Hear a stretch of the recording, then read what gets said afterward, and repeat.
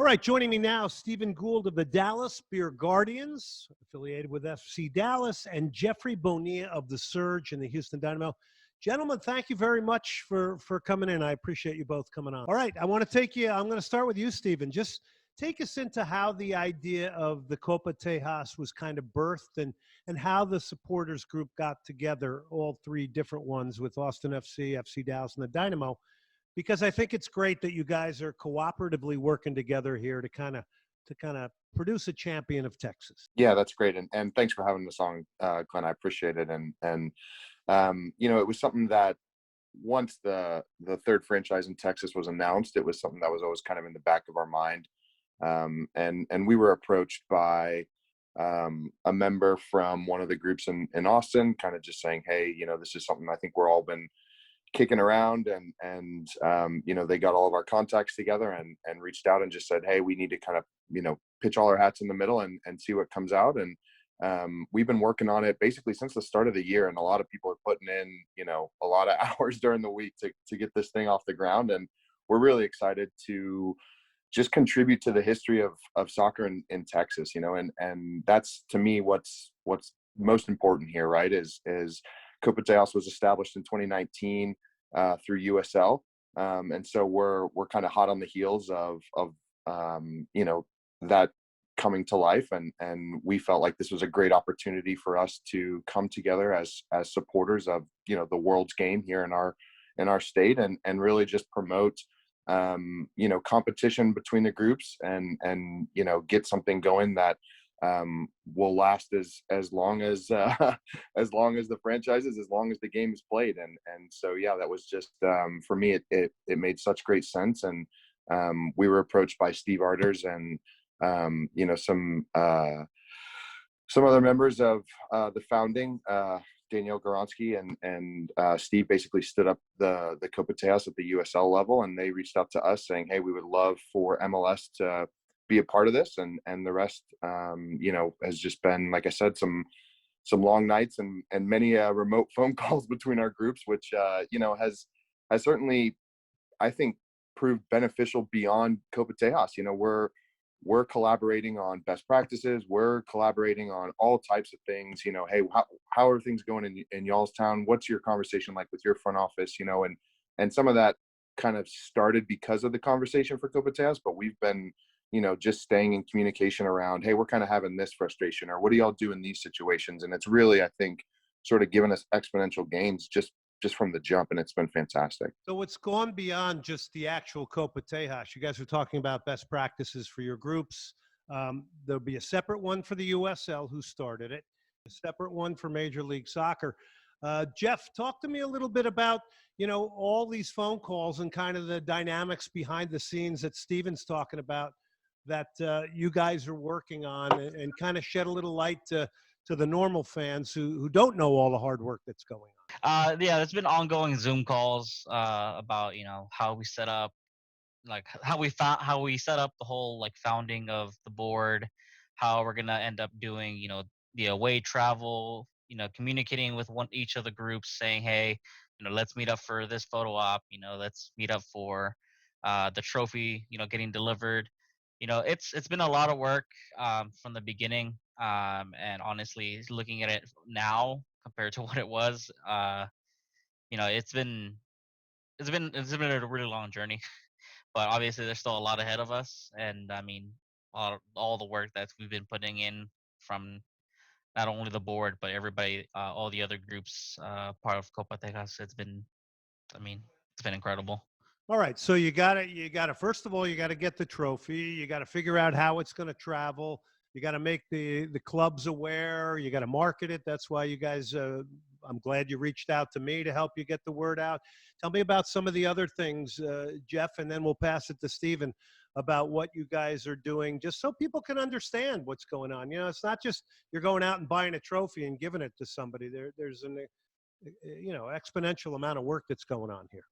Right. Yeah, I know we've been talking back and forth with different trophy vendors, trying to get some sort of original look for our trophy, something that makes it a little bit different from the USL trophy, but still keeping that consistency. Jeffrey Bonilla of the Surge, Stephen Gould of the Dallas Beer Guardians. Stephen, yeah, you know what? 50 years from now, this trophy, you know, who knows? I probably won't be here. Well, actually, when I do the math, I doubt I'll be here. If I am here, I'll be setting a few records. But 50 years from now, this trophy could be here. I mean, think about that. That's a pretty cool thing to think about, that you guys originated this idea. Yeah, and that's, I mean, to me, as Jeff spoke, you know, we're exploring all the options, and if you look at some of the popular trophies around the world, those are one of one, and that's what we're trying to create here. And you know, we want something that is unique. We want something that speaks to Texas and Texas soccer history, and that's what we're working to create. And yeah, I get chills thinking about, you know, being in that inaugural photo and having my son or my grandson look at those things, and you know, just being able to contribute to the record books, or just like I said, just history of the sport and in our state and in our city.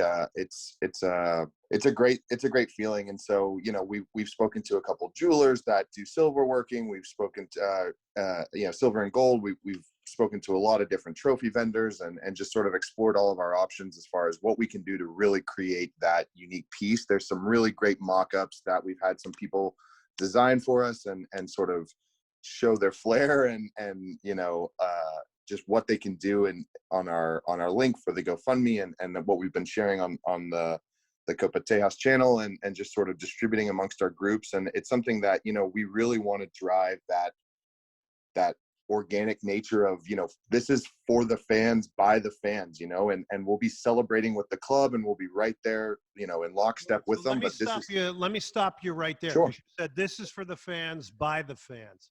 How much involvement do you have with the MLS clubs? In other words, do you have any at all? Do you talk to them about, hey, look, this is what we're doing. We're going to want to award this to your team. Can we have an opportunity to award it to the winning team?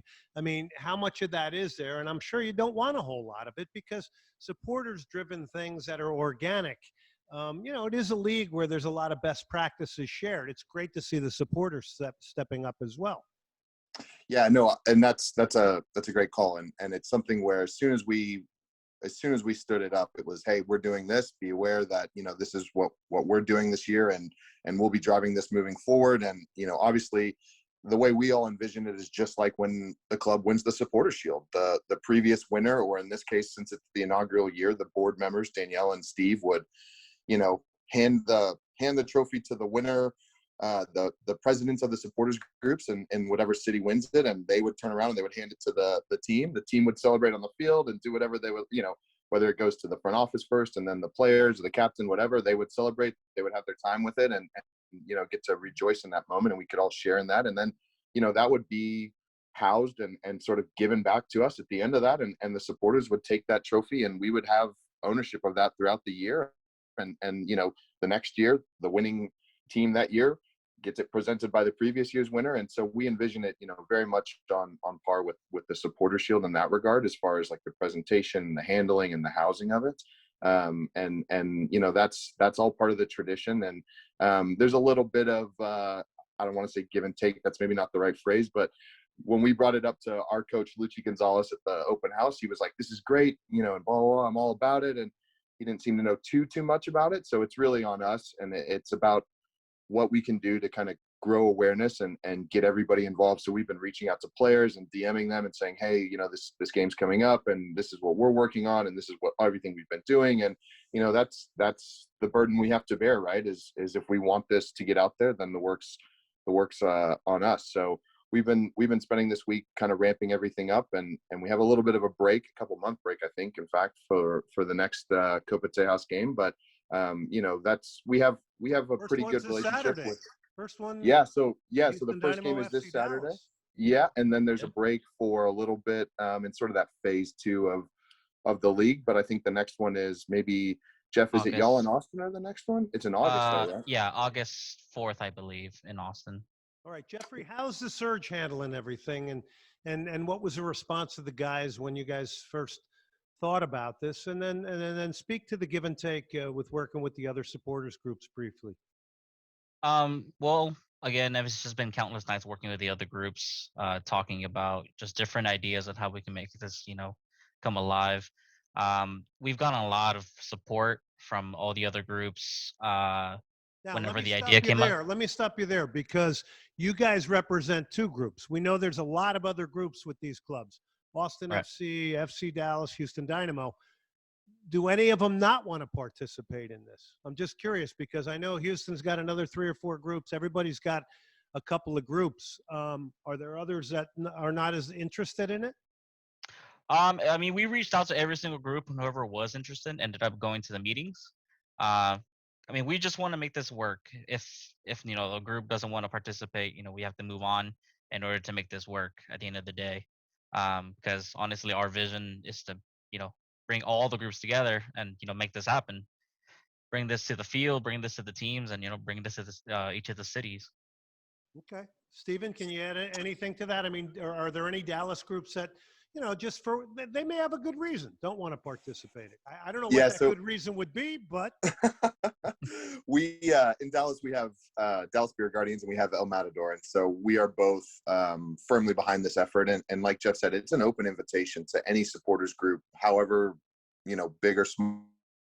It's created by the supporters, and that invitation is open. So it's really just as simple as joining the weekly calls that we do and trying to get in where you fit in, right? If you can do design graphics, if you can do back end work, if you can do a little bit about fundraising and bank accounts, we're constantly out there recruiting and sort of cross collaborating and just trying to make sure that we get everything in place, because there's just a lot of groundwork that we have to put in this year to set the foundation for success moving forward. And there's a lot of things to draw experiences from and sort of collaborate with even people through Independent Supporters Council and different groups in MLS. But once the talking is done, we still have to do the work at the end of the day. So getting the bank account and getting the website and doing all these things. So credit to everybody that's been putting in work. And like I said, it's been a very it's moved quick, but it's certainly been a lot. It seems like it's been a really long time. So but that's where we're at, where we got the board and we have a member from each market, each city that's sort of a elector or board member. So we have a 3-person board, and then we have a member of the Copa Tejas directors, which is at this point Steve and Danielle, and so that's kind of our 4-person leadership within the organization at the MLS level. And then we're just working on standing up all those things, like making sure press releases and communications go out, and making sure donations for the trophy are collected and housed, and all that type of stuff. So like I said, huge amounts of opportunity. And we're just doing whatever we can to make sure we get that foundation set up and gentlemen, we're successful in the future. Noble cause. It's going to be very rewarding. It's going to be planting the seeds of history for these 3 teams. We're one of the fortunate cities, Dallas, Houston, and Austin, to have MLS teams. We're a state, the only other state that has 3 MLS teams is California. This is great. I love the organization from you guys. It's exciting. I see the passion in all of you, and a big, wishing you the best of luck pushing this forward. You can always come on this radio show, and we'll help you guys push any messaging out. So it's Copa Tejas. It's between the Houston Dynamo, FC Dallas, and Austin FC at the MLS level, at the USL level, El Paso Patriots, Rio Grande Valley, Austin Bold, San Antonio FC. And gentlemen, it's a pleasure. Best of luck to all your groups, and I hope you guys enjoy with all the hard work, the 2021 MLS season. Thanks for coming on. Thanks, Glenn. Really appreciate it. Thanks for having us. Yeah, you're welcome, guys.